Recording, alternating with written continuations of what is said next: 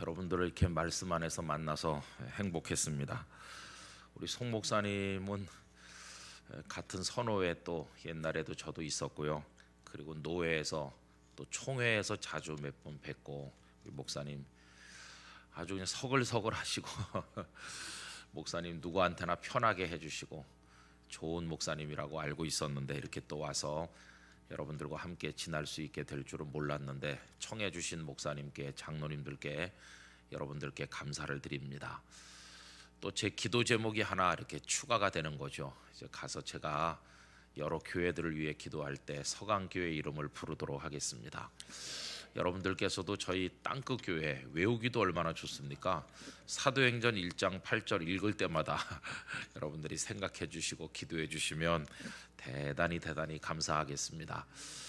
집회를 저희 교회도 이제 매년 한 번씩 합니다. 근데 이제 저희는 1월 달에 늘 했습니다. 1월 한 첫째 주간 아니면 둘째 주간, 그 강사님 형편이 이제 어떻게 되는지에 따라서 하여튼 1월 초에 하는데, 12월 한 중순부터 이제 특세를 시작을 해가지고요. 그래서 한 해 마무리를 위한, 또 새해 맞이를 위한 그런 주제에다가 부흥의 준비까지 다 모아가지고 특별 새벽 기도회를 한 3주간, 한 2주간 이렇게 합니다. 근데 그때 하니까 좋은 점이 있어요. 이제 한 해 동안 제대로 못 살았다는 자책감이 교인들한테 많은데, 이번에 내가 한 해 마무리도 잘하고 집회 은혜 받고 새 출발해야 되겠다. 그래서 그런지 그때는 좀 많이 나오시는 것 같아요. 그 다음에 또 새해 맞이는 얼마나 가슴이 설렙니까? 그리고 그때는 방학 때이기 때문에 우리 아이들도 이제 같이 올 수 있어서 참 좋은 것 같아요. 그리고 이제 그 집회를 딱 하고, 월화수 보통 집회를 하니까, 집회하고 나면 이제 목요일 금요일은 무조건 하여튼 천지 개벽을 안 하는 한 우리 장로님들하고 목사님들이 어딜 가요. 어떤 때는 1박 2일, 어떤 때는 2박 3일. 그래서 그때는 당회원 수련회가 아니고 목사 장로 수련회이기 때문에 은퇴한 분들도 다 가고, 다른 교회에서 우리 교회로 옮겨와서 계신 그런 장로님들도 가고, 또 다른 교회에서 목회하다가 이제 다른 교회에서 원로 목사님 되신 분들 중에 우리 교회 오시는 분이 계시거든요. 그런 분들도 같이 가고, 하여튼 목사 장로 붙은 사람 몽땅 다 갑니다. 지난번에도 이제 1월 달에 가야 되는데, 그때는 제가 1월 초에 갑자기 여기 수술을 이제 했습니다. 그래가지고 목소리가 잘 안 나오는 상태로 집회를 하니까 강사님한테도 미안하죠. 그래서 저는 밑에 앉아 있고 우리 부목사님이 예배인도도 다 하고 이렇게 했는데, 그래서 그때 못 갔었습니다. 그러다가 이제 지난 3월 달 돼서야 목사 장로 수련회를 그 일본의 그 순교지를 돌아보는 코스로 갔다 왔었는데요. 이 집회를 이렇게 저희 교회도 매년 해보면은 누가 제일 스트레스 많이 받고 부담 느끼느냐? 여러분, 겉으로는 내색을 안 하지만 담임 목사님이거든요. 담임 목회자들이 제일 이게 마음에 부담이 많습니다.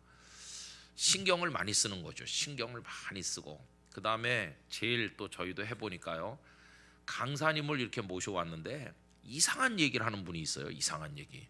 그래가지고 첫날 저녁에 이렇게 해보고 나면은 교인들이 벌써 딱 압니다. 요새 교인들은요 똑똑합니다. 좀 안 좋게 똑똑한 분도 있는 것 같지만 아주 똑똑합니다. 그래가지고 첫날 저녁 딱 와보면 에이, 내일부터 오지 말아야지, 이런 분도 있고, 그 다음날 많이 데리고 오는 분도 있고. 첫날 저녁 되면 담임 목사님들은 입이 막 바삭바삭 타거든요. 강사가 와가지고 평소에 목사님이 하신 말씀하고 영 색깔이 다른 이상한 말씀을 하면 곤란하거든요. 결국 의지할 분은 성령님밖에 없는 거죠. 한 10몇 년 전에 저희 교회가 좀 어려웠습니다. 이제 건축 그 후유증으로 이제 교인들끼리 IMF 때 건축을 하다 보니까 시공회사는 망해가지고 없어졌어요. 건축하다 중간에. 그 다음에 이제 빚을 많이 내서 짓는데 이자가 폭등하니까 한 달에 이자만 말이죠, 수천만 원을 내야 되는 상황이 왔어요. 거기다가 교인들이 다 실직자가 돼가지고 헌금을 11조를 못 내고 아주 막다른 골목에 도달했던 적이 있었습니다. 그러니까 이제 교인들이 막 싸우고, 이제 다 교회를 사랑하는데 해결 방법이 서로 다르니까 이제 싸우는 거죠.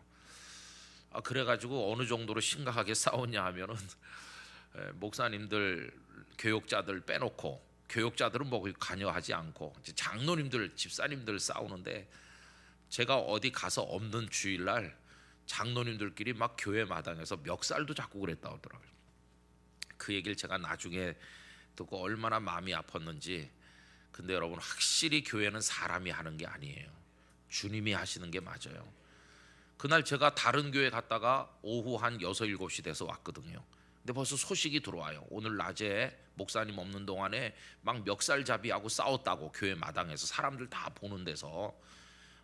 이래가지고 교회가 쪼개지는가 보다, 이래서 공중분해되나 보다, 이자 못 내가지고 경매 처분되고 이 큰일 났구나 이렇게 하고 있는데, 그 다음날 새벽이 되니까요 또 다른 소식이 들려와요. 어떤 소식이냐 하면 간밤에 성령께서 역사하셨다, 그런 소식이 들려오는 거예요. 이 장로님들이 그렇게 싸우고는 집에 가서 가만히 있어 보니까, 내가 요만했을 때부터 이 교회에서 자랐는데 그 같이 멱살 잡은 장로님 집에 숟가락이 젓가락이 몇 개인지도 알고 형제같이 친하게 지내는데 내가 뭐가 씌웠나 봐. 이래가지고 밤 12시 1시에 서로 찾아가서 눈물로 끌어안고 화해하고 용서를 구하고. 여러분, 밤중에 성령께서 역사하셔서 하나를 만드신 거예요, 하나를. 그래서 제가 얼마나 기뻤는지 모릅니다. 나는 무능하고 연약한 목사고 가슴만 졸이고 있는데 다 성령께서 하시더라고요. 나중에 와서 보니까요, 그 어려운 와중에 우리가 교육자들, 교회에 일하시는 분들 생활비를 하루도 밀린 적이 없고, 이자를 단 하루도 밀려서 낸 적이 없고 다 하게 하셨어요. 확실히 우리가 교회를 사랑하는 것보다 주님이 교회를 100배 1000배 더 사랑하신다. 이거 왜? 주님의 교회니까요. 우리 교회가 아니고 주님의 교회니까요. 그래서 여러분, 교회만 그런 게 아니라 우리 인생도 그렇습니다. 우리 인생도 내가 나를 사랑하는 것보다 주님 내 인생 더 사랑하신다. 내가 나를 위해 애태우는 것보다 주님이 더 마음 아파하시고 주님이 다 피할 길을 내시고 인도하실 줄 믿습니다. 그런 믿음이 우리에게 필요한 것이죠. 여러분, 이 집회를 위해서 그래서 우리 목사님 아마 굉장히 다 신경을 많이 쓰셨을 거예요. 겉으로는 안 그러신 것 같아도. 여러분, 나중에 집회 끝나고 나면 목사님을 위해서 기도를 경상도 말로 빡세게 해드려야 됩니다. 그래서 목사님 영육간에 강건하시도록. 결국 교회는 성도들이 다 모인 것이지만은요, 가만히 보면 담임 목사님의 비중이 한 90%는 차지해요. 목사님이 갑자기 아프던지, 목사님이 무슨 시험에 들든지 하면요, 교회가 그냥 뿌리채 흔들려요. 뿌리채. 그래서 사탄이 담임 목사님을 집중 목표를 정해놓고 얼마나 공격하는지 알 수 없어요. 그래서 성도들이 목사님을 위해서 기도하는 것은 너무너무 중요해요. 교회 목사님이 든든히 서 있으면 당회도 든든히 섭니다. 목사님이 초심을 가지고 주님 사랑하는 마음으로 딱 교회를 섬기는 그런 교회들을 보면요, 절대 교회가 흔들리지 않아요. 그래서 여러분, 우리 목사님 우리의 기도 많이 해드리시기를 부탁드리고요. 장로님들이 또 지쳐서 떨어지면 안 되거든요. 아론과 훌처럼 그 팔을 붙들고 올려야 되는데 장로님들을 위해서 기도 많이 해주셔야 되고, 우리 성도들 누구 하나 소홀한 이가 없어요. 이 교회는 이렇게 건물과 같은데요, 서로 이질적인 것들이 모이지 않았습니까? 그렇죠. 여기 나무도 있고 철근도 있고 벽돌도 있고 성격이 다 다른 것들끼리 이렇게 엉겨 붙어서 사랑의 시멘트로 하나가 돼 있는 게 교회거든요.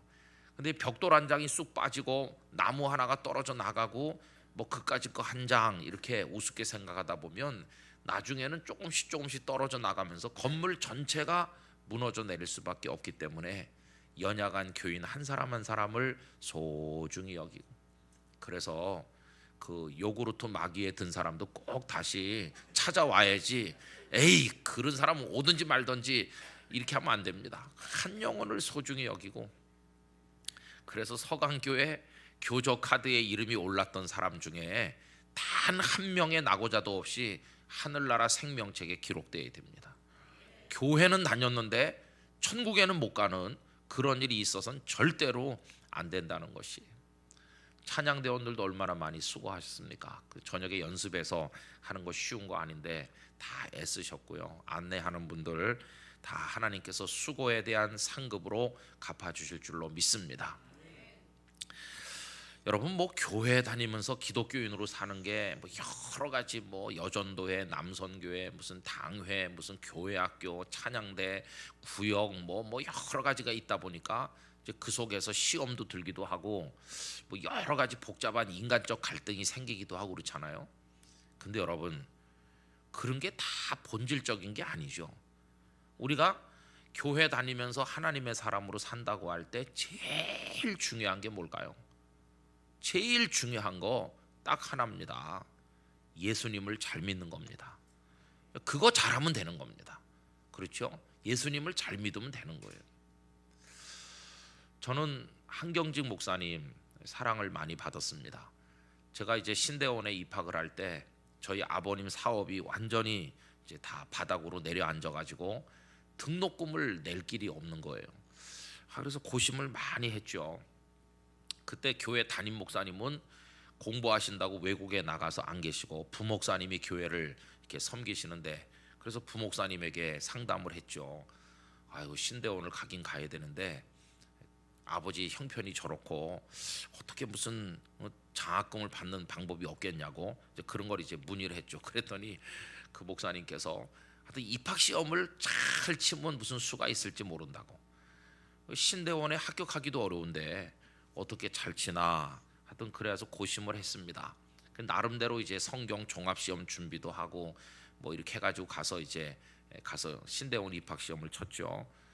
보니까 그 영락교회에서요 한경직 목사 기념 사업회라는 그 교회 안에 그 조직이 있는데 거기서 신대원 입학 시험을 쳐가지고 1등, 2등, 3등 한 세 사람에게 졸업할 때까지 풀 스칼라십을 주는 장학제도가 생긴 거예요.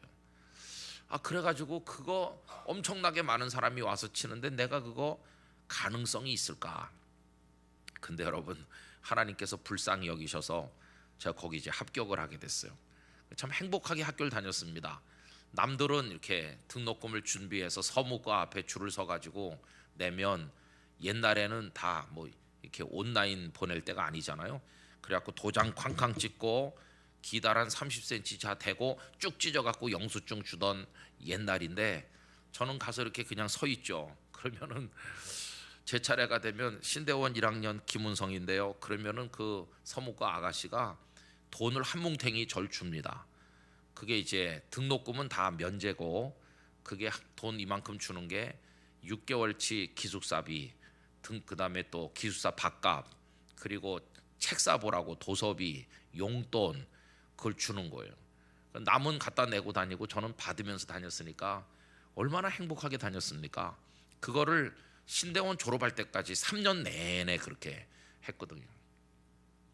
그리고 1년에 몇 번 이제 영락교에서 부릅니다. 그럼 이제 제가 가면 한 학년에 3명씩 그 장학생이 있었으니까 이제 총 9명이죠. 9명이 이제 가면은 그 노구를 이끌고 한경직 목사님이 직접 나오시고, 그때는 담임 목사님이 그 박조준 목사님이셨어요.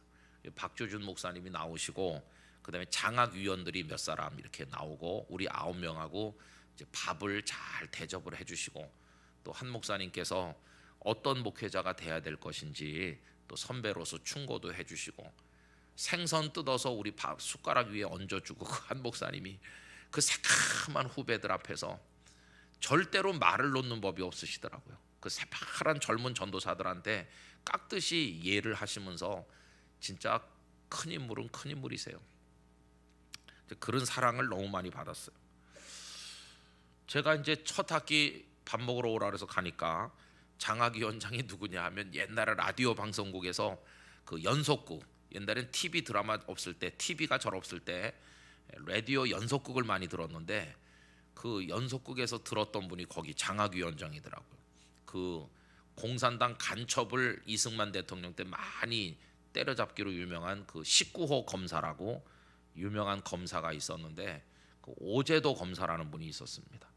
아마 연세 많으신 분은 아실지도 몰라요. 그분이 장학위원장이시고 그러더라고요. 그래서 여러분 목사 한 사람이 만들어지는 배후에는 많은 사람들의 눈물의 기도와 헌금이 있었고, 그게 다 장학금이 돼갖고 이제 저한테 이렇게 주어진 것이죠. 그래 이제 그 한경직 목사님 사랑을 많이 받았기 때문에 제가 이제 한 목사님 그 설교도 많이 들어보기도 하고 이제 이렇게 했어요. 그러다가 한경직 목사님이 돌아가셨다고, 제가 부산에서 목회할 때 어떻게 안 오겠습니까? 뭐 사람들이 저를 오라고 부른 건 아니지만 제 마음에 큰 어른이시고 은혜를 많이 베푸신 분인데 내가 당연히 가야지. 그래가지고 이제 영락교회 그 빈소에 가서 조문도 하고 또 그 발인 예배 드리는데도 참석을 했습니다. 근데 그날 장례 예배 말이죠, 신문에서 보던 유명 인사를 많이 봤어요. 그때 이회창 씨가 한창 뭐 이렇게 할 텐데 뭐 그런 분부터 해가지고 내노라 하는 정관계 인사들, 경제계 인사들이 엄청 왔대요. 한 목사님이 거목은 거목이시구나 하여튼 그런 생각을 했습니다. 이제 어쨌든간 그 장례식을 이제 참석을 하고 집에 돌아와 가지고 얼마 안 됐어요. 그래가지고 기독교 신문을 이렇게 딱 보니까요, 신간서적이 나왔는데 한경직 목사님이 책을 냈다고 또 광고가 나온 거예요. 그래서 돌아가신 목사님이 책을 내다니, 또 말년엔 건강도 안 좋으셨는데 어떻게 책을 냈나 놀래가지고 자세히 보니까 한 목사님 이름으로 나온 책이긴 해요. 근데 그 한 목사님이 집필한 건 당연히 아니고 그분 옆에서 영향을 많이 받았던 후배 혹은 또 뭐 제자 뭐 그런 분들이 한 목사님에게 들었던 이야기들을 조금씩 다 모아가지고 한경직 목사님 이름으로 책을 출판한 거예요. 유고집처럼. 그래 제가 당장 서점에 달려가서 이제 그 책을 사게 됐는데요. 책이 신간에 쭉 이렇게 보니까 딱 그 책이 있는데 제가 책 표지를 보면서 그냥 멈춰 섰어요. 책 표지, 책 제목이 눈에 들어오는 순간 딱 거기서 멍청해졌어요. 여러분 책 제목이 뭔지 아십니까? 그 목사님께서 남한산성에서 말년을 보내실 때 이제 후배들이 목사님을 자주 찾아왔다고 그래요. 그래서 목사님 우리 한국교회를 위해서 한 말씀 해주시고 우리에게도 덕담 한마디씩 해주세요 이렇게. 근데 그 찾아간 후배들이라는 분이 이제 막 목회를 시작하는 초년병이 아니거든요. 그 찾아간 후배들이란 분이 다 각 교단의 총회장급이시고 다 베테랑 목회자들이거든요. 그런 분들이 가서 선배 목사님 한 목사님에게 충고 목회적인 덕담 한마디 들으려고 왔다 하니까 여러분 무슨 얘기를 해주면 되겠습니까? 다 뭐 각 교단의 총회장급인 그런 분들인데, 그럼 한 목사님께서 교단을 어떻게 운영하는 게 좋은지, 목회를 어떻게 하고 후배 양성을 어떻게 하고 한국 교회를 어떻게 하는 게 좋은지 뭐 이런 얘기를 해주실 법하지 않습니까? 근데 한 목사님은 그런 얘기를 한마디도 안 하시고 그날 찾아간 그분들에게 무슨 얘기를 했냐면요, 이런 말씀을 했대요. 목사님들 예수 잘 믿으세요. 다 총회장 지나고 그런 분들이 찾아갔는데 한 말씀 해주세요. 그러니까 이제 교회 처음 다니는 사람한테 말하듯이, 그거는 새신자한테 말해야 어울리는 얘기 아니겠어요? 그런데 그런 베테랑 목회자들 앞에서 한 목사님이 하신 한마디가 목사님들 예수 잘 믿으세요. 그날 어떤 분이 충격을 받았나 봐요. 그 목사님 말씀을 듣고 그게 가슴에 깊이 박혀가지고, 그래서 그 얘기를 이제 그 속에 써놓은 거예요. 그리고는 이분들이 모여서 책 제목을 뭘로 정하냐 이걸 할 때 그게 그 책 제목이 된 거예요. 그 책의 제목이 목사님들 점 찍고 예수 잘 믿으세요. 저는 이 집회를 마치는 마지막 시간에 그 책 표지에 나와 있는 그 몇 글자 되는 그 말씀을 여러분들에게 드리고 싶습니다. 서강교회 성도 여러분, 예수님을 잘 믿으시기 바랍니다. 그냥 그거밖에 없습니다. 그거밖에. 뭐 여전도회에서 내 의견이 묵살돼도 괜찮아요. 사람들이 나를 박수 쳐주자 그런 거 다 괜찮아요. 그냥 나 신앙 양심상 말씀에 비추어서 예수님을 잘 믿으면 그걸로 끝나는 거예요. 근데 요새 교회들이 전혀 중요하지 않은 것 때문에 시끄럽습니다. 한번 예를 들어 볼까요? 여전도의 회원들이 한 몇십 명 모여요. 한 50명 예컨대. 회장님이 나와서 다음 달 사업 계획을 의논해야 되겠습니다. 그리고 안건을 내놔요. 그 안건이 뭐냐 하면 이제 다음 달은 단풍이 절정에 달하는 달인데 우리 단풍놀이 한번 가는 게 어떻겠어요? 그러면은 둘로 나뉘어요. 단풍놀이 가자는 단풍파와 시국이 어떤데 단풍이나 보러 다니냐, 교회 모여서 특별 기도회를 하자, 기도파로 나뉘는 거예요. 옥신각신하다가 단풍파가 훨씬 수가 많죠. 언제나 기도파는 수가 적어요. 어느 교회나.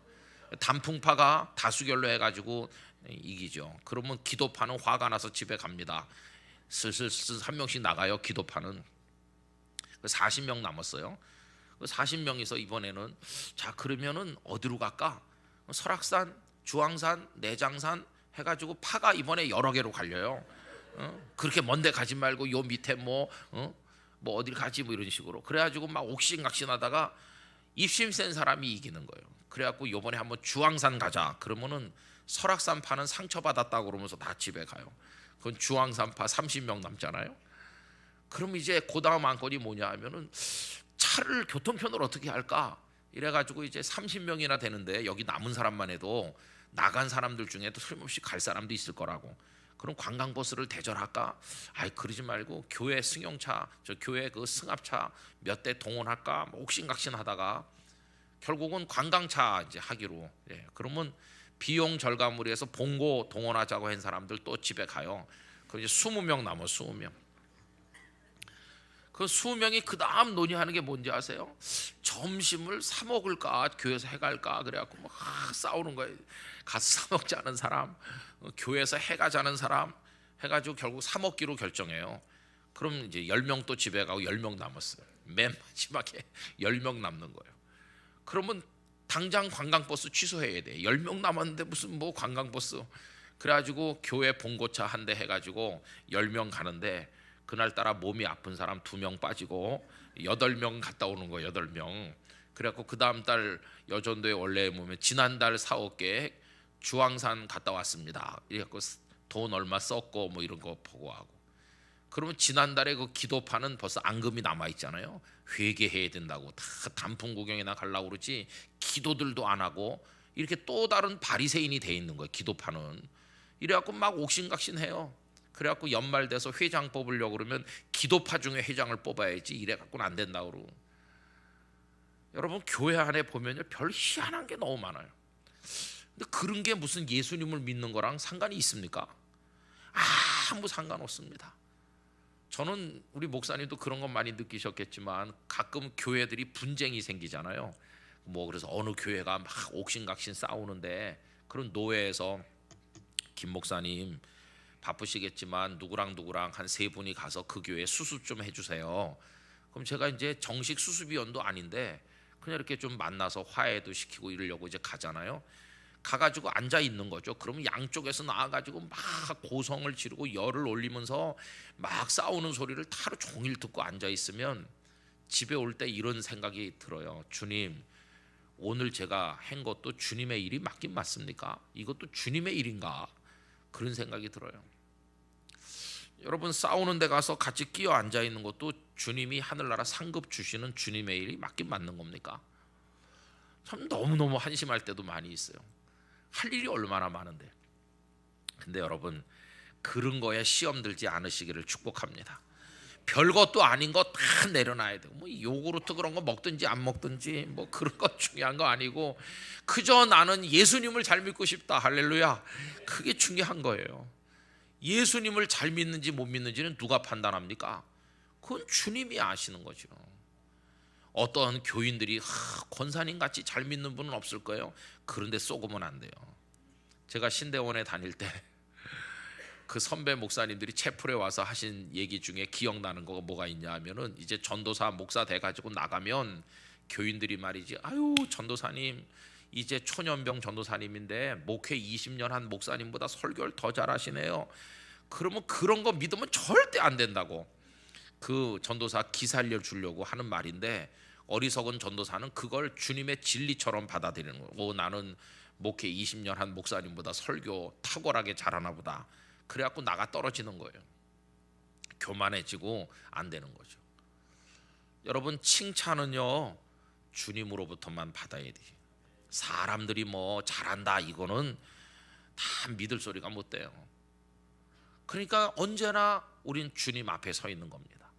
사람 앞에 서려고 하지 말고 주님 앞에 서 있는 것이죠. 사람들 다 있는 곳에서 경건한 척 하는 거야 웬만한 사람은 다 할 수 있잖아요. 그런데 아무도 보는 이 없는 곳에서 나는 어떤 존재로 하나님 앞에 있는가, 그분이 나를 인정해 주시면 되는 거고, 아무리 내가 대단해 보여도 하나님께서 인정하시지 않으면 아무 소용이 없는 거 아니겠어요? 그래서 여러분, 원점에 선다고 할 때요 마지막으로 붙들어야 될 게 뭐냐 하면은 하나님 앞에서 나는 어떤 그리스도인인지 그거를 덜 생각하는 것입니다. 여러분, 오늘 저녁에 약간 부담되는 말씀을 드려야 될지도 모르는데, 우리 하나님 앞에서 제대로 믿어야 되는 거, 이게 지금 중요하다는 얘기를 하는 거 아닙니까? 참 믿음을 내가 가졌나, 참된 신앙인인가, 이제 이런 질문을 해야 되는데, 여러분, 로마 캐톨릭 교회로부터 우리가 이제 종교 개혁을 해가지고 떨어져 나왔잖아요. 우리는 프로테스탄트라고 합니다. 이 프로테스트가 저항한다, 그런 프로테스탄트니까 캐톨릭의 비뚤어진 교리와 잘못된 것에 대해서 강력하게 저항해서 일어난 사람들이 우리 프로테스탄트죠. 그럼 캐톨릭 교회랑 우리 개신교, 이 프로테스탄트랑 어떤 점에서 같고 어떤 점에서 다른지 뭐 굉장히 많은 얘기를 해야 되겠죠. 그런데 그 중에 결정적으로 다른 거 하나를 얘기한다면 교회론에 있어서 아주 많이 달라요. 여러분, 캐톨릭 교회는요 교회를 어떻게 생각하냐 하면, 이게 교회라고 합시다. 요 둥그런 게 여기 교회라고 하면, 이 바깥에는 교회가 아니고 요 동그라미 안에만 교회라고 할 때, 캐톨릭 교회는요 이 교회의 경계선하고 하나님 나라 경계선이 정확하게 일치한다, 이렇게 가르칩니다. 이게 캐톨릭 교회의 교회론입니다. 그러니까 내가 지금 구원을 받아서 하나님 나라 안에 있는 사람인지 밖에 있는 사람인지를 뭘 보면 알 수 있을까요? 교회 경계선하고 하나님 나라 경계선이 정확히 일치하니까 내가 교회 안에 있으면 곧 하나님 나라 안에 있는 것이고, 내가 교회 밖에 있으면 하나님 나라 바깥에 있는 것이고, 그런 공식이 설립되겠죠. 그러니까 내가 하나님 나라 안에 있는 사람이라는 걸 확인하려면 길을 쓰고 교회 울타리 안에 있어야 되는 거예요. 안에. 그래서 여러분, 2세기 3세기 때부터 이제 그런 얘기들이 나와가지고, 또 키프리아누스 같은 사람 아주 딱 부러지게 얘기를 했죠. 교회 밖에는 구원이 없다. 요 교회 울타리 안에만 있어야 된다, 이렇게 말했죠. 근데 여러분, 우리 개신교는 어떻게 말할까요? 그들은 교회 경계선이 하나님 나라 경계선과 정확히 일치한다고 하는데, 우리 개신교는요 우린 전혀 다르게 말합니다. 교회의 경계선과 하나님 나라 경계선은 전혀 일치하지 않는다, 우린 그렇게 말해요. 그럼 어떻게 되어 있는 거냐? 교회의 경계선이 하나님 나라의 한 절반쯤만 걸쳐 있어요. 무슨 얘기냐 하면은 하나님 나라 경계선이 교회 안으로 한 가운데로 지나가고 있다는 말이에요. 그러면 이쪽에 앉아 계신 분은 하나님 나라 안에 있는 게 되는 거고, 이쪽에 있으면 교회 안에 있는데도 불구하고 하나님 나라 바깥에 있다, 그런 얘기가 성립되지 않겠어요? 이게 무서운 얘기입니다. 지금 김 집사님, 이 집사님이 나란히 주일날 와서 예배 자리에 앉았어요. 그래갖고 툭툭 쳐요. 이 집사님 좀 달라진 것 같은데. 뭐가요? 머리 새로 했네. 그러면서 나중에 어디서 했는지 말해줘. 그러면서 이제 앉아 있어요. 그러다가 시간 다 되고 5분 전쯤 되면 성경도 찾아놓고 주여 이렇게 하고 있으면 이제 목사님 들어오셔가지고 예배가 시작이 돼요. 그런데 하나님 나라 경계선이 그 이 집사랑 김 집사님이랑 어깨 붙이고 앉아 있는데 요로 지나가는 거예요. 요로. 그래가지고 김 집사님은 하나님 나라 안에 있고 이 집사님은 하나님 나라 바깥에 있는 거예요. 같은 예배당에 나란히 어깨 붙이고 앉아서 똑같은 찬송가 불렀고 똑같이 설교 말씀 듣고 같이 아멘하고 파마도 같이 하러 가고 그러는데, 그런데 한 사람은 하나님 나라 안에 있는 구원받은 사람이고 한 사람은 하나님 나라 바깥에 있다는 겁니다. 그게 우리 개신교의 교회론이에요. 이건 무서운 얘기예요. 그러면 여러분, 가장 축복된 사람 어떤 사람이겠어요? 교회 안에 있으면서 동시에 하나님 나라 안에 있는 사람, 그게 최고죠. 여러분이 그렇게 되셔야 됩니다. 여기 서강교회 안에 있으면서 동시에 하나님 나라 안에 있는 구원받은 그리스도인들이 되시는 거예요. 가장 불쌍한 사람 뭘까? 아예 교회 안에도 들어오지도 않고 하나님 나라 안에도 들어오지 않는 저 바깥에 있는 사람이 제일 불쌍한 거 아니냐? 아니요. 차라리 그 사람들이 세상에 즐길 거 다 즐겼으니까 오히려 덜 불쌍할지도 몰라요. 진짜 불쌍한 사람은 교회 안에는 들어와 있으면서 하나님 나라 경계선 안에는 못 들어가서 구원을 못 받을 사람이 제일 불쌍한 사람이에요. 그러면 이제 나머지 하나가 뭡니까? 교회 안에 안 들어왔는데 하나님 나라 안에는 들어오는 사람들이 있을까요, 없을까요? 있죠. 그 키퍼리아누스가 교회 밖에는 구원이 없다고 그랬지만 교회 밖에도 구원이 있습니다. 아니, 교회도 안 다니는데 무슨 구원을? 여러분, 여기 지금 우리 서강교회, 저희 땅끝 교회, 무슨 교회 해가지고 노회를 만들고 뭐 총회를 만들고 하잖아요. 이런 교회가 없는 데가 많아요. 전 세계적으로. 아주 가깝게 휴전선 넘어 북한 동포들만 봐도 거기 무슨 뭐 노회가 있고 무슨 총회가 있습니까? 우리가 생각하는 교회가 거기 없습니다. 그러나 그 북한의 지하교회, 눈물로 주님을 사랑하여 섬기는 이들이 거기 틀림없이 있습니다. 그분들은 우리 같은 눈에 보이는 교회 안에 들어와 있지 않지만 하나님 나라 안에 들어있는 분들이 있어요. 지금도 순교자를 계속 배출하고 있는 그런 교회입니다. 북한 선교 때문에 모인 어떤 큰 모임에 제가 가서 한 이틀 참여하니까 거기 탈북해서 여기 와가지고 목사님이 되신 분들도 여럿 계시더라고요. 그런 분들하고 이제 같은 원탁에 앉게 됐는데 거기서 뭐 기도도 같이 하고 하잖아요. 거기 이제 북한 교회를 위해 모였으니까 어떤 분이 이렇게 기도해요. 하나님 아버지, 북한에 무너진 교회들을 다시 이렇게 세우고 뭐 이렇게 기도하니까 이 탈북해서 오신 목사님이 말이죠, 화를 내는 거예요. 기도를 바꿔야 된다고. 북한의 교회가 무너진 게 아니라 자기들이 볼 때는 대한민국의 교회가 무너졌대요. 다 부패되고 타락하고 형식화되고 하나님을 참 믿는 사람 보기가 어렵고 오히려 북한이 생명 내놓고 주님을 믿는 사람들이 많이 있다는 거예요.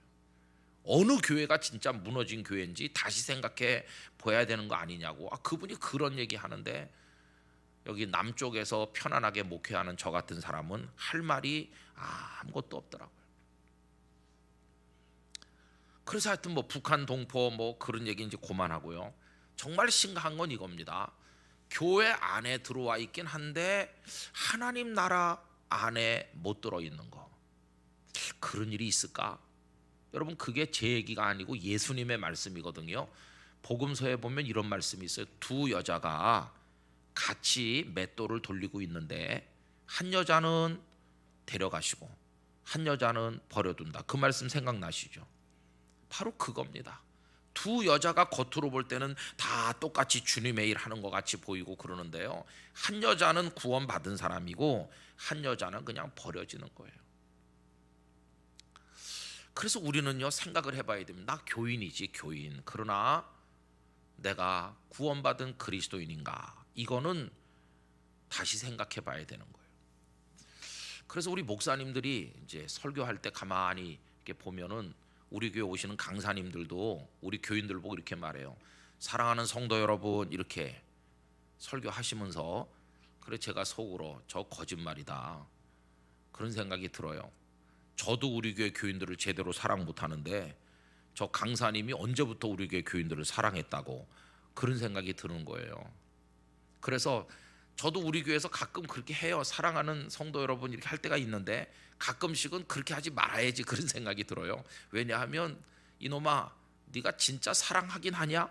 하나님께서 그렇게 비웃으시는 것 같아요. 물론 제가 사랑하는 교인도 있긴 있죠. 그렇지만은 전 교인을 다 제가 정말 거짓없이 사랑합니까? 그것도 아니잖아요. 그래서 그렇게 말하는 게 너무 하나님 앞에 죄송해서 사랑하는은 빼고 하자. 그래서 성도 여러분 이렇게 하다가 가끔 이런 생각이 드는 거예요. 그럼 다 성도인가? 우리 땅끝 교회 지금 와서 앉아 있는 사람이 다 성도인가? 다 구원 받았을까? 아니면 교인이기는 한데 성도 못된 사람이 여기 많이 있는 거 아닌가? 그러면 성도 여러분 이렇게 부르지 말고 뭐라고 부르는 게 좋을까? 성도 및 교우 여러분 이렇게 부를까? 어떻게 불러야 정확히 부르는 걸까? 그냥 그래서 요새는요 여러분 그냥 이렇게 할 때도 많이 있어요. 교인들은 제 속을 잘 모르겠죠. 근데 그게 우리의 고통인 것이, 여러분 누가 구원을 받았고 안 받았는지는 우리 잘 몰라요. 홍길동인지 김길동인지 누군지는 잘 모르지만 우리가 늘 두렵게 생각해야 될 것은 나를 포함해서 말이죠, 교회는 다니지만 하나님 나라 백성은 아닌 사람이 틀림없이 교회 안에 있을 거예요. 여러분 우리나라 교인 기독교인이 1000만 명이라고 그러는데 어떻게 생각하세요? 1000만 명 중에 몇 명이나 구원받을 거라고 생각하십니까? 그런 생각 여러분 해보셨어요? 뭐 1000만 명이 다 구원받겠지. 절대로 그렇지 않습니다.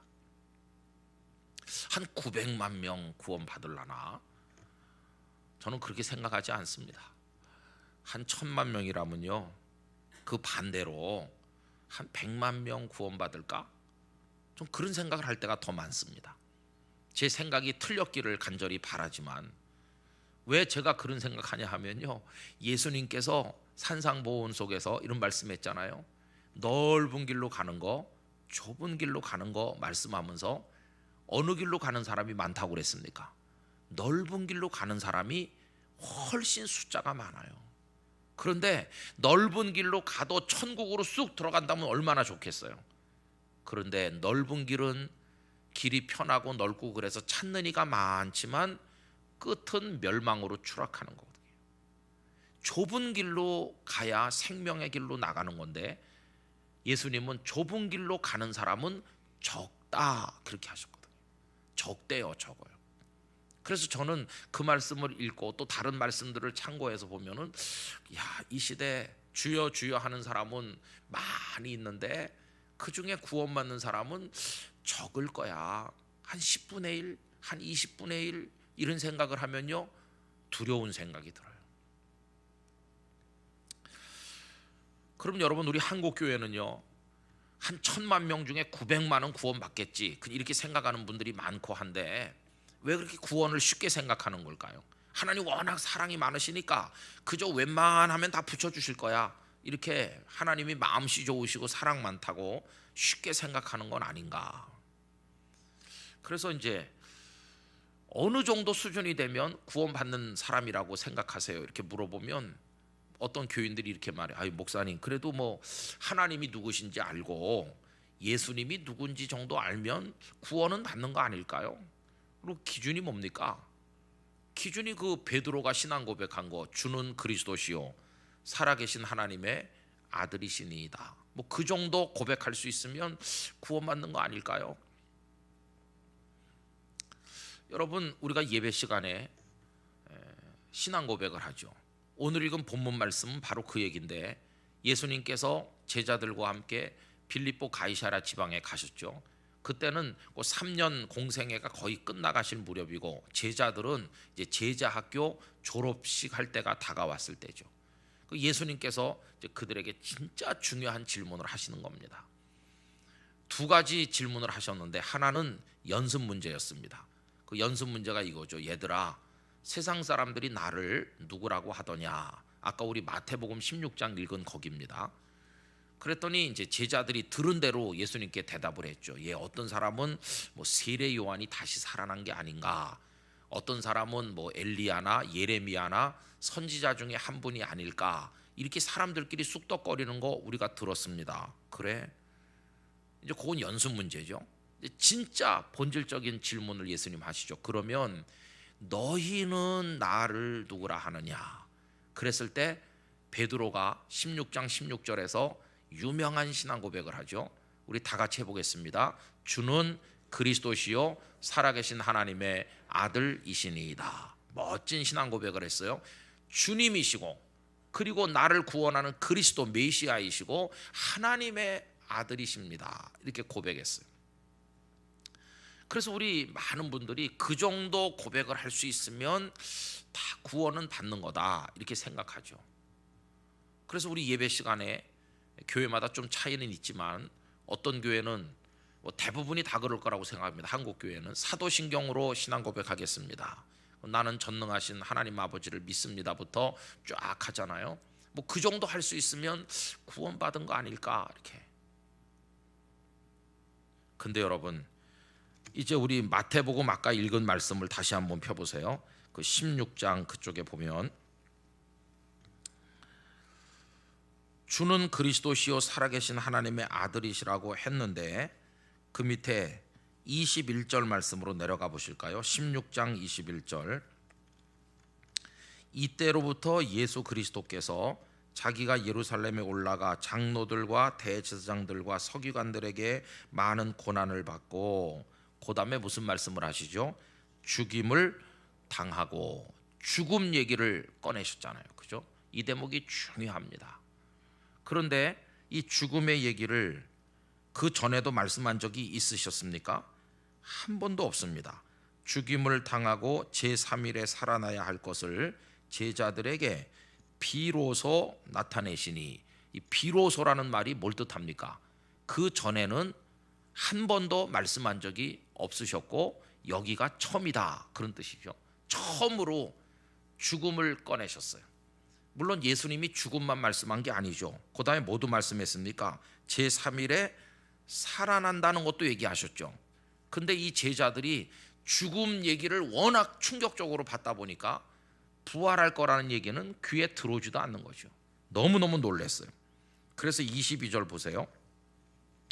베드로가 예수를 붙들고 항변하여 이르되 주여 그리 마옵소서 이 일이 결코 주께 미치지 아니하리이다 이렇게 말하죠. 여러분 여기 항변한다라고 번역된 헬라어 단어는요 그냥 건의하듯이 아유 주님 그러면 안 돼 이런 정도가 아니라 막 꾸짖고 책망한다는 뜻이에요. 제자가 스승을 막 꾸짖고 책망하듯 큰 소리를 내면서 죽다니 무슨 말씀을 그렇게 하세요 막 이러는 거예요 지금. 그럼 여러분 왜 그럽니까? 베드로가 언뜻 생각해보면 사랑하고 존경하는 선생님이 죽으신다고 하니까 절대 그런 일이 없어야 된다는 스승을 염려하는 사랑에서부터 나온 말이다 이렇게 이해할 수도 있는데 정말 그런 것일까요? 여러분 겉으로 드러나진 않지만 이렇게 예수님이 죽으시면 안 된다고 말할 때 그 밑바닥에 무슨 생각 깔려 있냐 하면요 당신이 죽으시면 우린 어떡하라고 이게 깔려 있는 겁니다. 우리가 배도 버리고 그물도 버리고 당신을 우리의 주님으로 선생님으로 모시고 그동안 내 따라다녔는데 당신이 죽으시면 우리는 뭐가 되는 겁니까? 이거거든요. 주님을 걱정하는 것 같지만 사실은 누구 걱정하는 걸까요? 자기들 걱정하는 겁니다.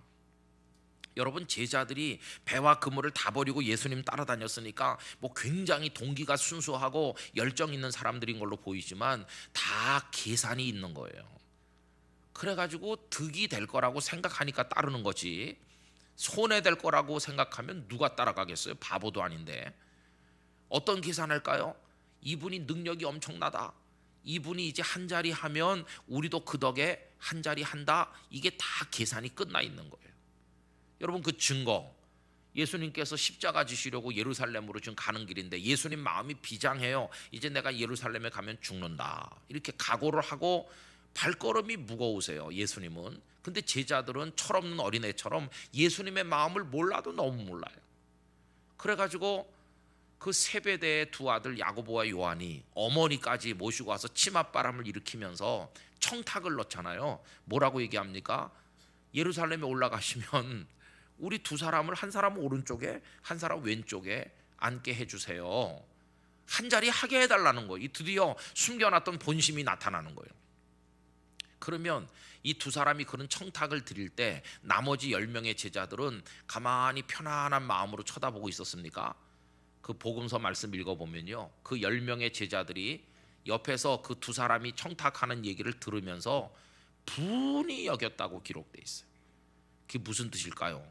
오, 저놈들 봐라, 오늘 저녁에 내가 하려는 얘기를 먼저 하네, 선수치네, 그런 뜻이거든요. 제자들이 다 마음속으로 예수님 이름 팔아서 한 자리 하고 싶은 욕심이 깔려 있는 거예요. 그런데 예수님께서 얘들아, 나 이제 예루살렘 가면 나 죽어 하니까 충격받을 수밖에. 그러니까 베드로가 못 참고 절대 안 된다고 지금 가로막는 거예요. 여러분, 그랬더니 그 다음 23절은 정말 놀라운 충격적인 말씀 아닙니까? 예수께서 돌이키시며 베드로에게 이르시되, 뭐라고 불러요? 그렇죠. 여러분, 이게 잘 이해가 안 되는 대목이죠. 아까 그 입으로 주는 그리스도시요 살아계신 하나님의 아들이라고 고백을 해서 네가 복이 있다고 칭찬받았던 그 제자가 졸지에 사탄으로 전락하는 거예요. 여러분, 지금 예수님이 십자가에 죽으시려고 하는데 베드로가 죽지 못하게 지금 하는 거 아닙니까? 근데 그게 사탄이 하는 짓이래요. 우리 언뜻 생각하면 사탄은 예수님을 십자가에 죽인 걸로 생각하죠. 근데 그게 아닙니다. 사탄은 오히려 예수님이 십자가 지실까봐 걱정을 많이 하는 게 사탄이었어요. 왜? 사탄은 알고 있거든요. 예수님이 십자가 지고 죽으시면 자기가 다 끌어모았던 영혼들의 죄가 다 씻겨질 것이고 그들이 구원받아 하나님의 자녀 되면 자기 밑으로 들어올 게 없다는 걸 알기 때문에 예수님이 십자가 못 지도록 계속 방해해요. 그 예 중에 하나가 예수님 시험 받았을 때 얘기입니다. 40일 동안 굶주리셨을 때 사탄이 와서 뭐라고 예수님을 꼬드깁니까? 네가 만일 하나님의 아들이어든, 이렇게 말합니다. 너 하나님의 아들 맞잖아.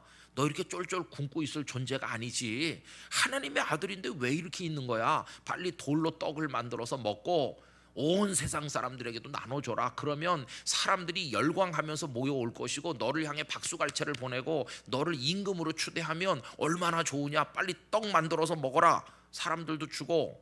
이게 사탄이 노리는 거예요. 여러분, 실제로 예수님이 오병이어 사건을 통해서 그 사람들을 먹이고 나니까 사람들이 얼마나 많이 몰려오는지.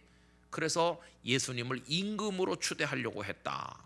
그럼 여러분, 예수님이 박수받고 영광의 관을 쓰시고 사람들에게 임금으로 추대받으면 십자가 지는 일이 있겠어요? 없겠어요?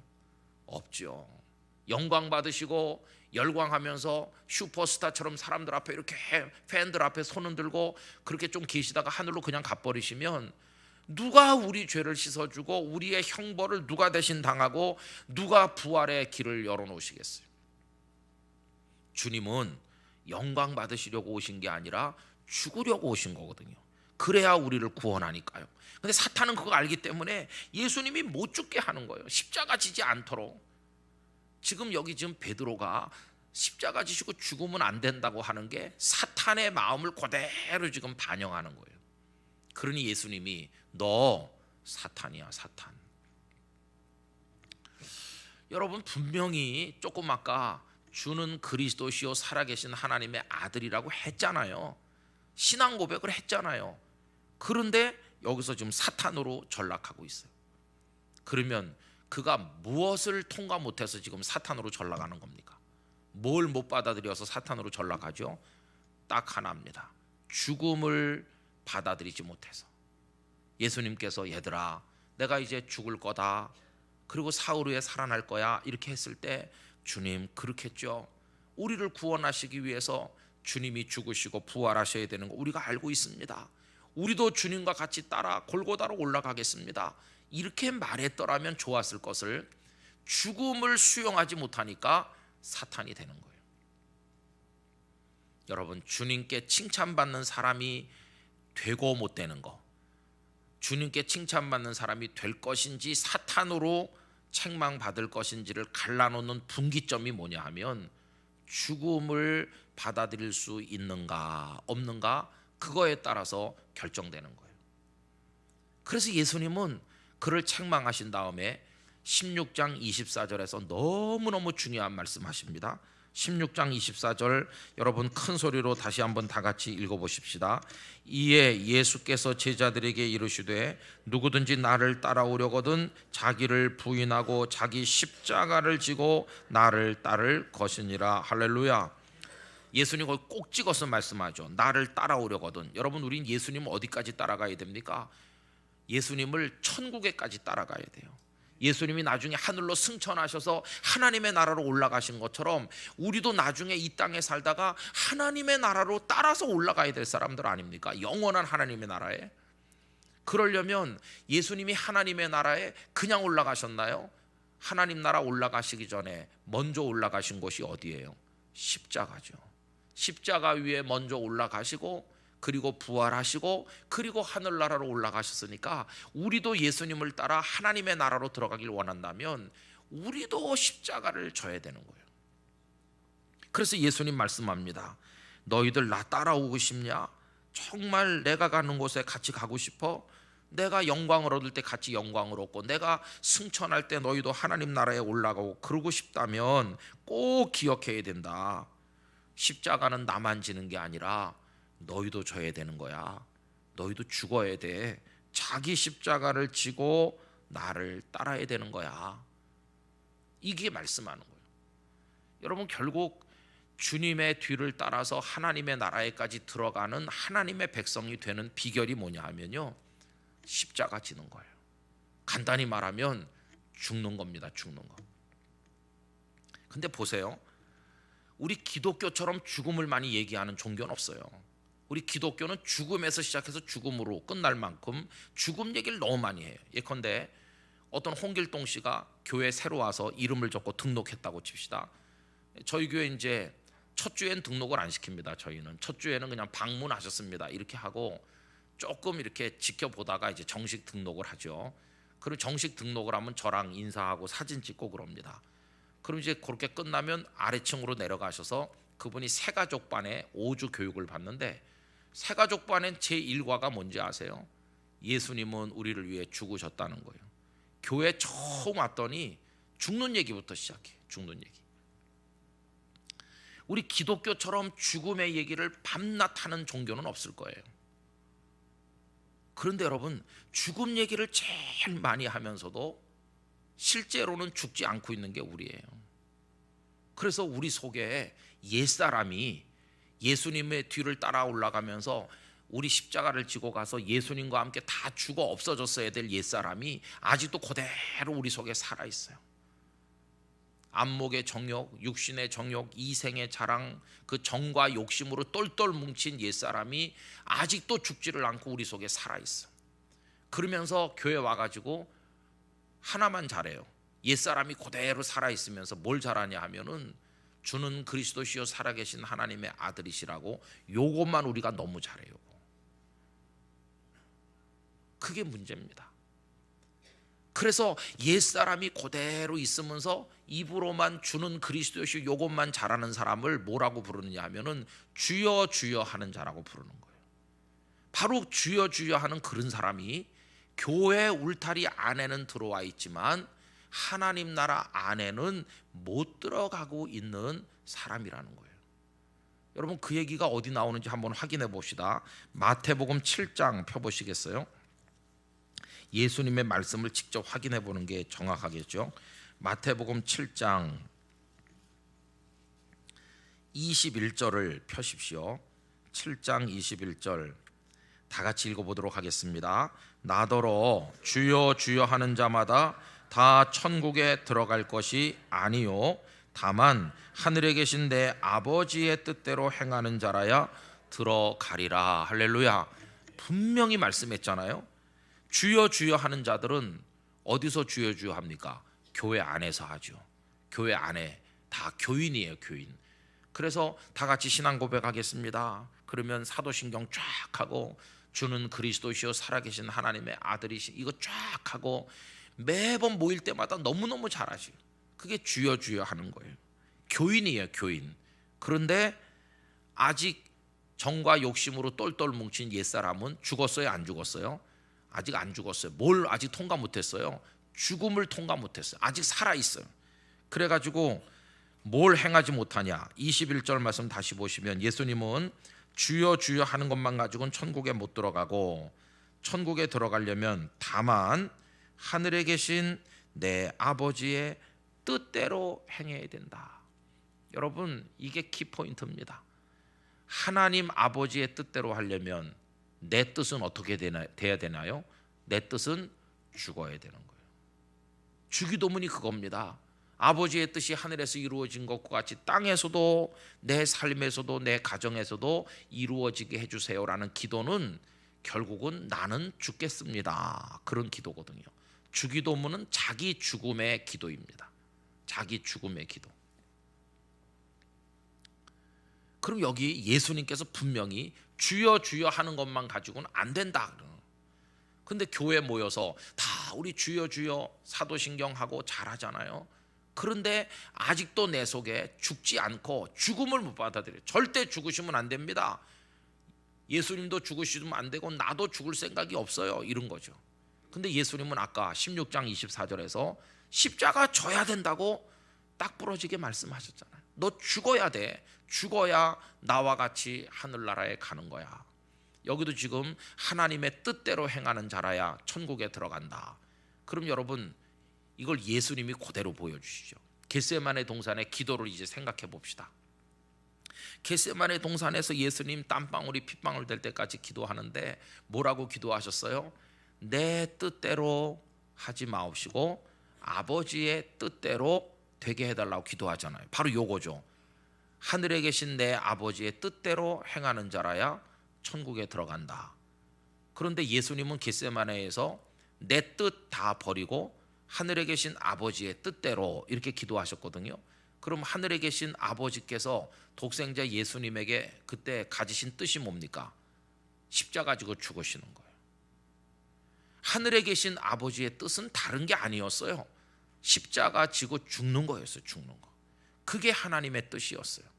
그래서 여러분, 그 십자가를 여기다 대입을 하면 7장 21절이 이렇게 되는 거예요. 나더러 주여 주여 하는 자마다 다 천국에 들어갈 것이 아니요 다만 하늘에 계신 내 아버지의 뜻을 따라서 십자가 지고 죽는 자라야 들어갈 거다.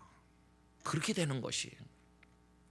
그럼 여러분, 십자가 지고 죽지는 않은 채로 주여 주여만 잘하는 사람이 천국에 못 들어가는 모습이 어떨까? 거기 바로 밑에 7장 22절 23절에 나오고 있지 않습니까? 22절 23절 같이 읽겠습니다. 그날에 많은 사람이 나더러 이르되 주여 주여 우리가 주의 이름으로 선지자 노릇하며 주의 이름으로 귀신을 쫓아내며 주의 이름으로 많은 권능을 행하지 아니하였나이까 하리니 그때에 내가 그들에게 밝히 말하되 내가 너희를 도무지 알지 못하니 불법을 행하는 자들아 내게서 떠나가라 하리라. 주여 주여 하잖아요. 주여 주여 나의 주님이십니다 하면서 내가 주의 이름으로 선지자 노릇했습니다. 제가 설교를 많이 했습니다. 주의 이름으로 귀신을 쫓아내고 능력을 행했습니다.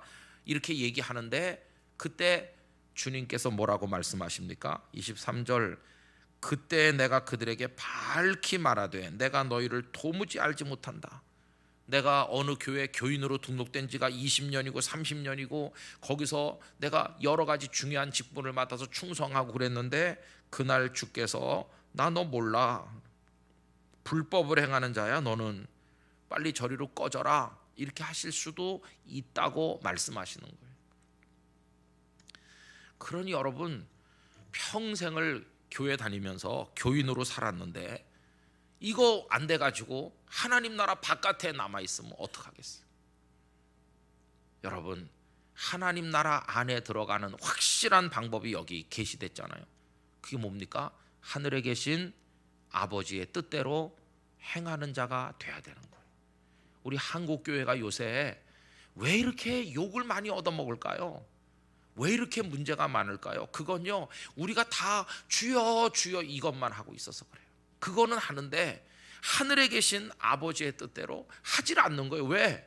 내가 죽질 않았어요. 아직도 내 속에 더러운 욕심이 그냥 살아서 명예에 대한 욕심, 권력에 대한 욕심, 돈에 대한 욕심 그리고 교만과 이런 게 꽉 살아가지고 누가 조금만 섭섭한 소리 하면은요 화를 확 내면서 교회를 막 뒤집고 그래요.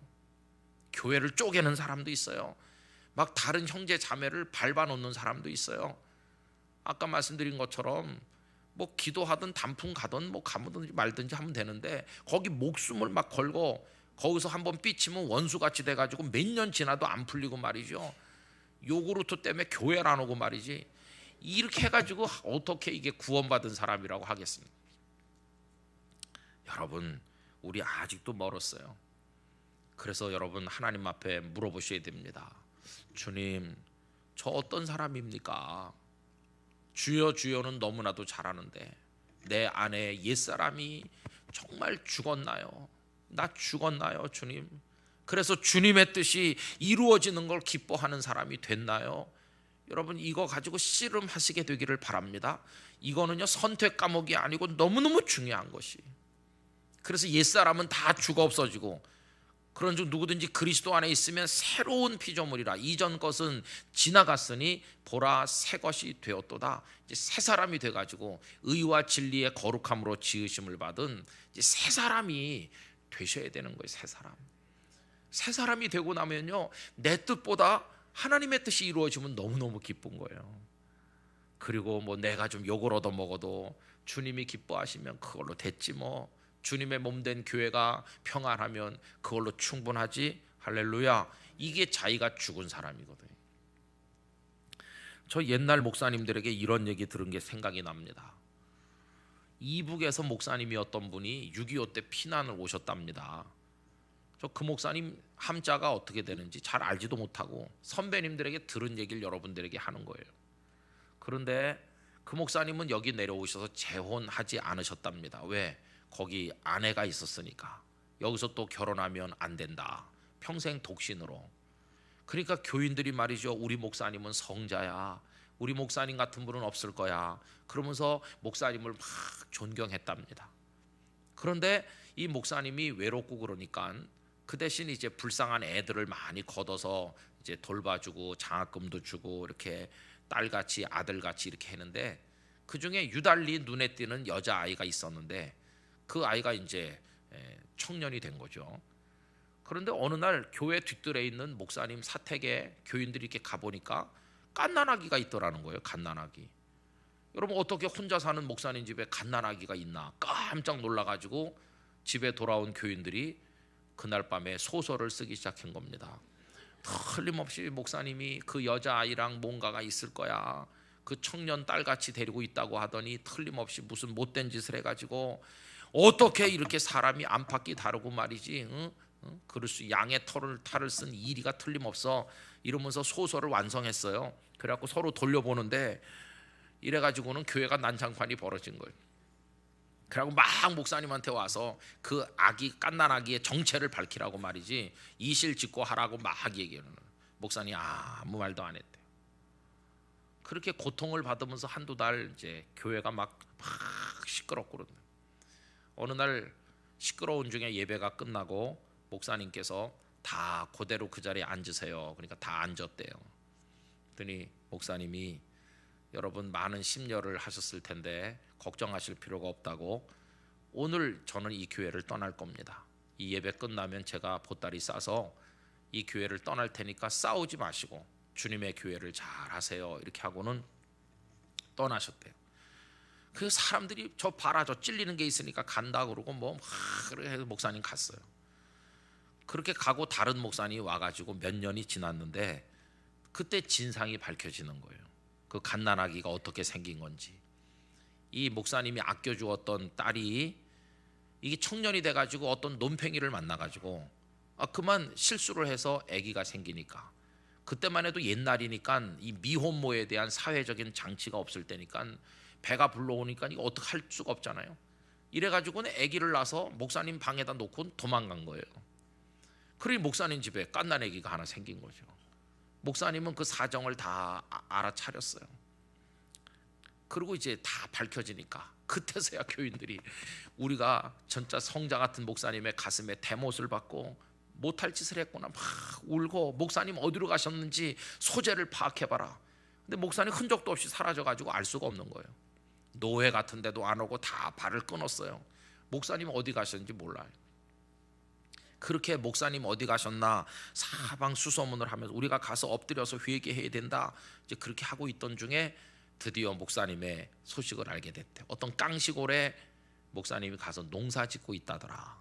그래갖고 이제 교인들이 다 갔겠죠. 가서 보니까 목사님이 얼굴이 새카맣게 타고 야위시고, 그리고는 완전히 시골 농사꾼처럼 되셔서 살도 많이 내리고 많이 늙은 모습으로 맞이하더라는 겁니다. 그 앞에 무릎 꿇고 땅바닥에 엎드려서 통곡을 하면서 우리 죄를 용서해 달라고 막 하는, 목사님이 이러시지들 말고 다 일어나세요 이렇게 하고. 그리고 이제 그 간 사람들이, 아니 목사님 그때 그 얘기를 왜 안 하셨냐고, 그때 그 얘기를 하셨으면 이런 일이 없지 않았겠습니까? 이렇게 하니까 목사님께서 이렇게 말씀하시더랍니다. 내가 그때 그 얘기를 다 하면 여러분들이 저를 믿어주는 사람도 있을 거고, 어떤 사람은 저 목사가 거짓말까지 한다고 하면서 저를 안 믿는 사람도 있을 거고, 교회가 둘로 나눠져서 저를 믿어주는 사람과 저를 안 믿어주는 사람으로 교회가 찢어지지 않겠습니까? 차라리 내가 죽으면 끝날 걸, 하나님의 교회가 둘로 쪼개지는 모습을 내가 어떻게 두 눈 뜨고 볼 수 있겠습니까? 나는 어차피 주님의 뒤를 따르는 종인데 그냥 내가 죽으면 끝나는 건데, 그래서 제가 죽기로 결심한 겁니다. 그게 첫 번째 이유래요. 여러분, 그 목사님은 당신의 명예, 당신의 입장을 다 죽이는 거예요. 그래서 하나님의 교회를 살리는 겁니다. 이게 자기 죽음의 신앙이 아니겠어요? 두 번째는, 내가 그 모든 사실을 다 얘기하면, 내가 그 아이를 딸같이 사랑했는데 여러분들이 그 여자아이를 얼마나 욕을 하고 비난하겠습니까?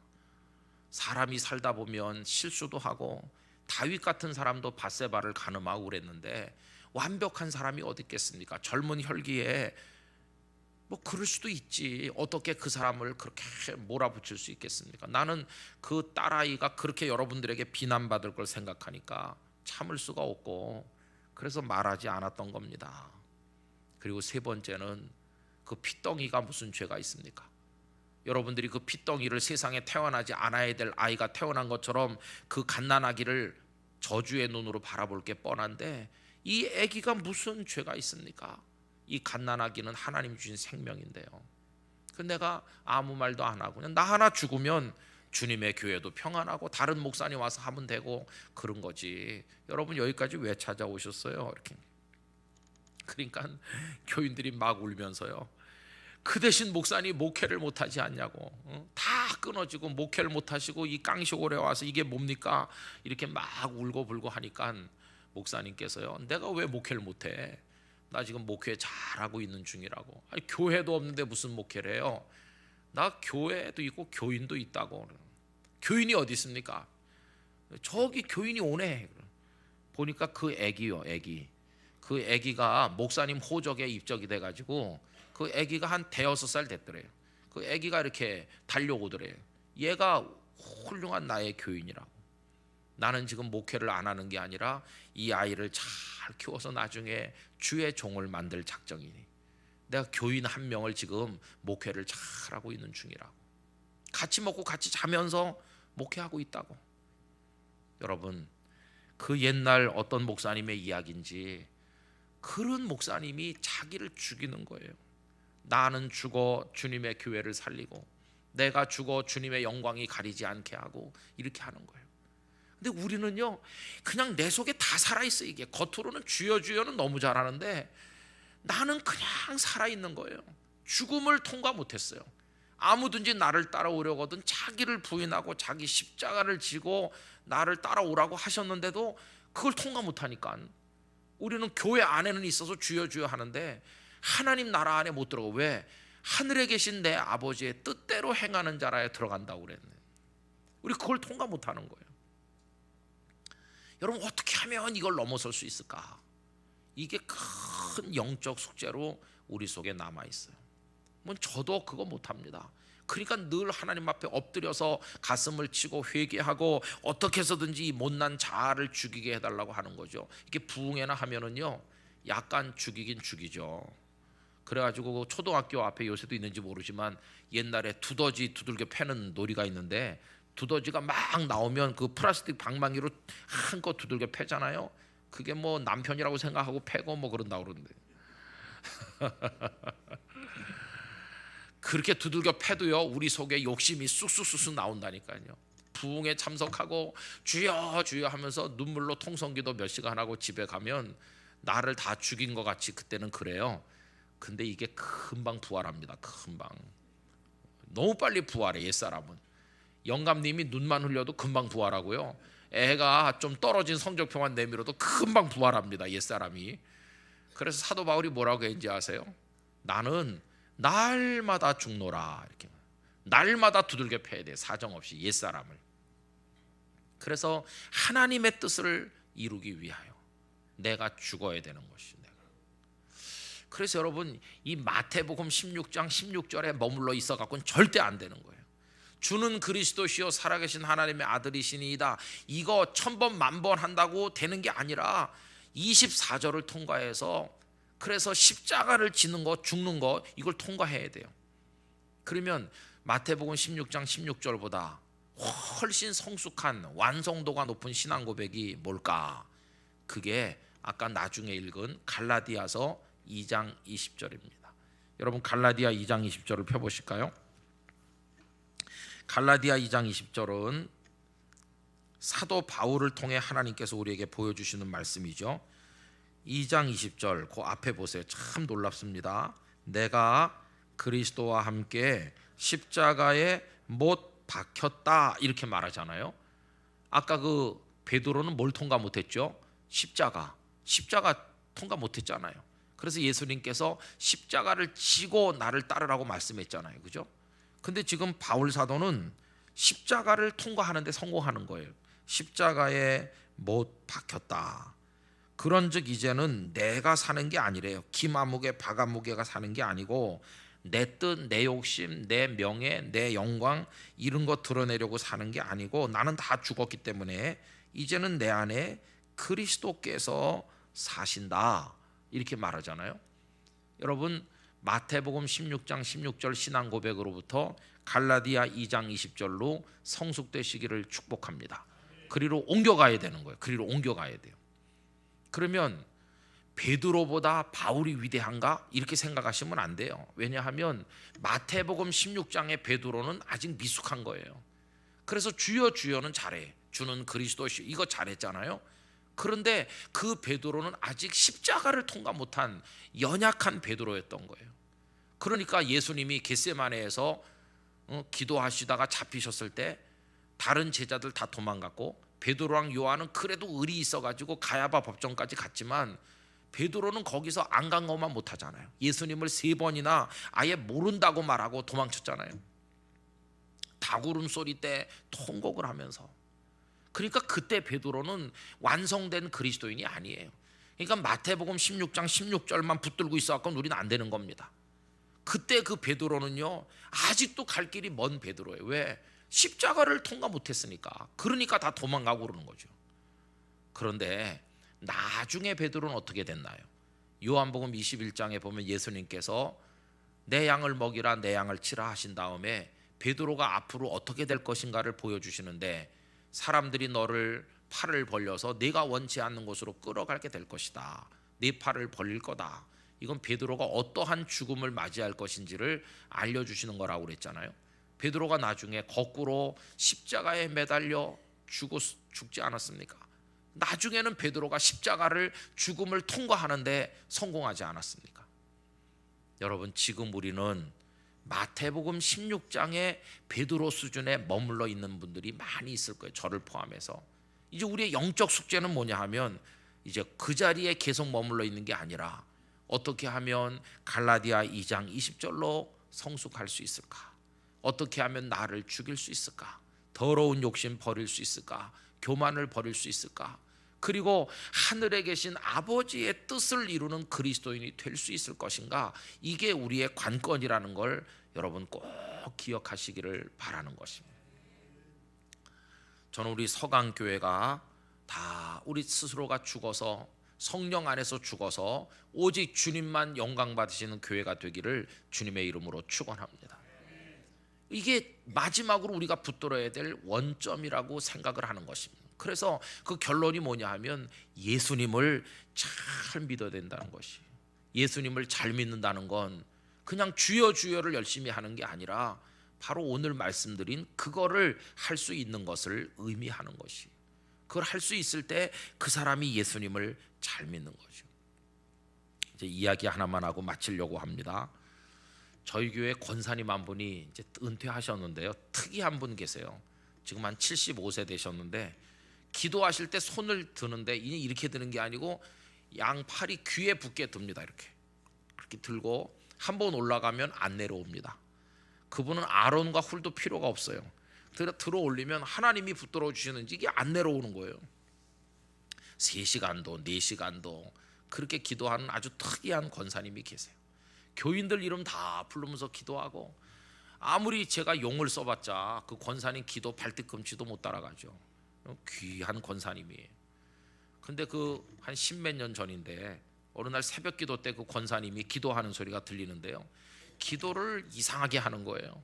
손 들고 기도하면서 하나님 용각산 용각산 용각산 용각산 용각산 자꾸 그래요. 무슨 방언치고 이상한 방언 아닙니까? 이상하다, 무슨 기도를 저렇게 하도 기도를 하다가 이상하게 되셨나? 겁이 덜컥 나는 게, 걱정이 되는 게, 진짜 큰일 아닙니까? 그래서 내가 기다렸어. 집에 안 가고 기다리다 권사님 기도하고 나오길래 권사님 좀 얘기 좀 합시다. 그래갖고 이제 앉았어요. 왜 그러시냐고. 내가 들으려고 듣는 건 아닌데 들려서 그냥 들은 건데, 아니 내 용각산을 찾는데 그게 뭐냐고. 그러니까 막 웃으면서 그런 걸 뭘 물어보시냐고 그래. 아니 모르니까 물어보는 거지 뭐. 용각산이 뭐냐고. 신학교에서도 그런 건 안 가르치는데 용각산이 뭐냐 그랬더니 그 권사님 놀라운 얘기를 하는 거예요. 목사님 용각산이라는 약을 아세요? 그 용각산 알지요. 나도 자주 먹어요. 그래. 여러분 용각산 아시죠? 미세 분말 그 가루약 있잖아요. 해소 기침 천식에 먹는 거. 근데 목사님 용각산 선전을 아세요? 용각산 선전? 그래서 많이 들은 것 같은데 잘 생각은 안 나네요. 용각산 선전을 잘 들어보면요, 2마디로 돼 있대요. 하나는 뭐냐 하면 용각산은 소리가 나지 않습니다. 그런데요, 그게 선전의 첫 번째 문구래요. 왜 소리가 나지 않냐 하면은 워낙 미세한 고운 분말이라 흔들어 대도 속에 아무것도 없는 것 같이 소리가 안 들린대요. 정말 고운 분말이거든요. 그렇지, 소리가 안 나지, 미세 분말이니까. 들은 것 같습니다. 근데 그게 뭐요? 그게요, 우리 교회가 그렇게 되게 해달라는 기도입니다. 사탄이 와가지고 막 땅끝 교회를 확 쥐고 흔들고 말이지, 여전도에 흔들고 남성교회 흔들면은 막 깨지는 소리, 부딪히는 소리, 죽는 소리, 뭐 교회 안 나온다는 소리, 별소리 막 다 들리고 그러는데, 그러면 안 되고, 아무리 바깥에서 그냥 환란 풍파가 오고 시련이 와서 흔들어도 아무 소리도 안 달리는 조용하고 평안한 교회가 되게 해주세요. 그런 뜻이에요. 그래? 그리고요, 광고가 한마디 더 있대. 그게 뭐예요? 그러니까 용각사는 소리가 잘 납니다. 그런데 광고가, 그거 먹으면 막혔던 목이 뻥 뚫려갖고 목소리가 잘 난다, 그런 뜻이죠. 그건 또 무슨 의미입니까? 그러니까 그 대신 우리 교회가요, 찬송하는 소리, 기도하는 소리, 전도하는 소리, 칭찬하는 소리, 서로 축복하는 소리는 잘 나는 교회가 되게 해주세요. 그런 기도입니다. 그럼 그렇게 말로 기도해야지. 그 용각산만 찾으면 어떡하냐 그러니까. 아니 목사님 아침에 바빠 죽겠는데 말이지, 그냥 용각산 그러면 하나님이 다 아세요. 뭘 하려고 하는지 다 아는데 그걸 일일이 말로 하려고 그러면 힘들잖아요. 그러니까 그냥 용각산 10번 찾고 끝나는 게 훨씬 낫다고. 그럼 하나님이 내 마음을 다 아시기 때문에 알아서 해주신다고 그러는 거예요. 그게 아주 괜찮은 기도 같더라고요. 여러분, 서강교회가 대한예수교 장로의 용각산 교회 돼야 되는. 사탄은 하나님의 교회를 허물어뜨리려고 발악을 하고 있잖아요. 그래도 아무리 흔들어도 아무 소리도 안 나야 됩니다. 아무 소리가 안 나는 비결은요, 우리가 미세 분말 중에 하나가 돼야 돼요. 내가 큰 척하고요, 내가 덩어리가 크면요 부딪혀 깨지는 소리가 나는데, 나를 작게 만들고 내 욕심도 작게, 내 교만도 다 산산이 박살을 내가지고 미세 분말처럼 눈에도 안 보일 정도로 작게 만들고 주님이 커지시면 소리가 안 나게 돼 있어요. 내가 죽는 거죠. 내가 죽는 거. 그 다음에 소리가 잘 나야 되는데 서강교회 아름다운 소문이 소리가 잘 나야 돼요.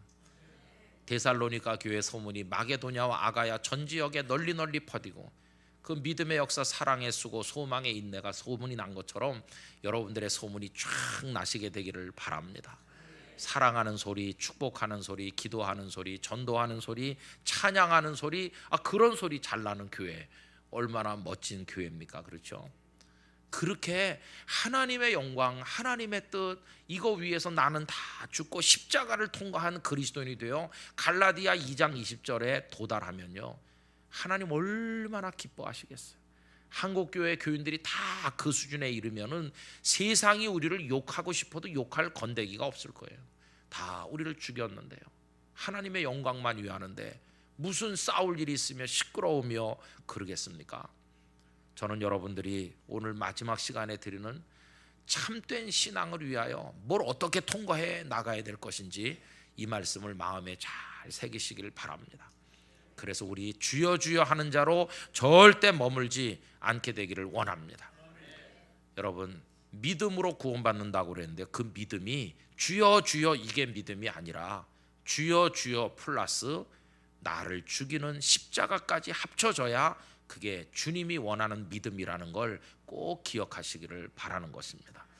서강교회 미래, 우리 목사님 사역과 여러분들의 삶 속에 하나님의 만복이 함께 하시기를 축원합니다.